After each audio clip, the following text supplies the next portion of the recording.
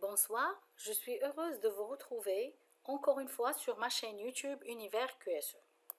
Dans cette vidéo, on va découvrir ensemble les principales actualités de la troisième semaine du mois de novembre. Le seuil de 8 milliards a été franchi depuis le 15 novembre 2022 selon les estimations des Nations Unies.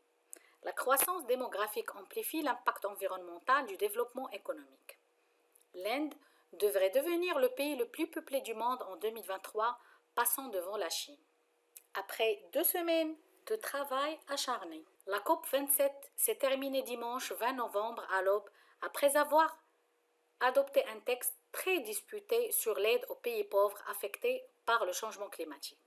Mais encore une fois, COP27 a manqué d'ambition pour répondre à la question et à la problématique de baisse des gaz à effet de serre. Passons aux avancées dans le domaine des énergies renouvelables au Maroc. L'État marocain soutient le projet NAMX, premier SUV à hydrogène. L'usine de production pourrait être au Maroc. Une première convention a été signée avec Fawzi El-Najah. On passe à la 4e information de cette semaine et qui est relative au domaine de l'agroalimentaire. Le groupe familial Zine Capital Invest vient d'acquérir la société Savola Morocco SA. C'est le fabricant au Maroc de la marque d'huile de table Afia. Le groupe marocain opère dans plusieurs activités, le négoce, la distribution, la production et j'en passe, et qui sont en rapport avec des domaines divers, à savoir le thé, le sucre, les pâtes alimentaires, le couscous, les engrais, la céréaliculture, les aliments de bétail, les couches de bébé, la distribution, la logistique, l'immobilier, etc. On lui souhaite une bonne performance dans ce secteur.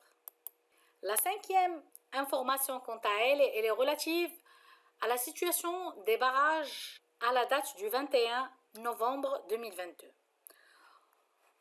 Il y a lieu de souligner que le taux de remplissage est de l'ordre de 24% contre 34,5% l'année dernière, avec une réserve estimée à 3 865,8 millions de mètres cubes. Le barrage de l'Ouhda est rempli à hauteur de 40,5%.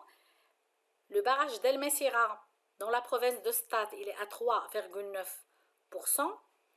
Le barrage Bilouiden, il est à 8,3%. Et le barrage Driss Premier, il est à 19,5%.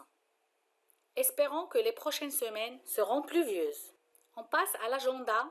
Il y a lieu de noter le Salon international du bâtiment qui aura lieu à partir de demain, au 27 novembre, au parc d'exposition Mohamed VI à El Jadida. Le Salon international de l'alimentation et des boissons pour le Moyen-Orient, SIAL, à Abu Dhabi du 6 au 8 décembre 2022.